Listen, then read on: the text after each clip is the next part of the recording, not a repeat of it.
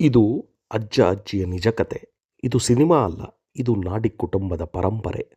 ಅಜ್ಜ ರಾಮರಾಯರು ಹಾಗೂ ಅಜ್ಜಿ ಸಾವಿತ್ರಮ್ಮನವರ ಜೀವನದ ಸತ್ಯ, ಧೈರ್ಯ ಹಾಗೂ ತ್ಯಾಗದ ಕತೆ.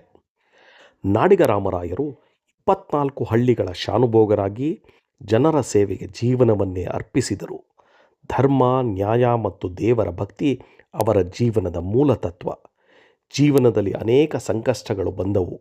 ಒಮ್ಮೆ ಪ್ರಾಣಾಪಾಯದ ಸಂದರ್ಭವಿತ್ತು.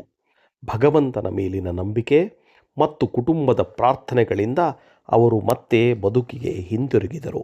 ಅವರ ಪತ್ನಿ ನಮ್ಮ ಅಜ್ಜಿ ಸಾವಿತ್ರಮ್ಮನವರು ಮೌನವಾದ ಶಕ್ತಿಯಾಗಿ ನಿಂತರು. ತ್ಯಾಗ, ಸಹನೆ ಮತ್ತು ಕುಟುಂಬದ ಒಗ್ಗಟ್ಟನ್ನು ಅವರು ಕಾಪಾಡಿದರು. ಅಜ್ಜಿ ಕುಟುಂಬದ ಶಕ್ತಿ. ಅವರ ಆದರ್ಶಗಳು ನಮ್ಮ ಕುಟುಂಬಕ್ಕೆ ದೀಪದಂತೆ ಮಾರ್ಗದರ್ಶನ ನೀಡುತ್ತಿದೆ.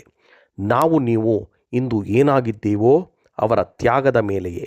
ಇದು ನಮ್ಮ ಬೇರು, ಇದು ನಮ್ಮ ಹೆಮ್ಮೆ, ಇದು ನಾಡಿ ಕುಟುಂಬದ ಪರಂಪರೆ. ಇದು ನಮ್ಮಲ್ಲಿ ಮುಂದುವರಿಯುತ್ತದೆ. ನಮ್ಮ ಪರಂಪರೆ ನೆನಪಿನಲ್ಲಿಡಿ. ನಮ್ಮ ಕುಟುಂಬದ ಕತೆ ಮುಂದುವರಿಯುತ್ತದೆ. ಧನ್ಯವಾದಗಳು.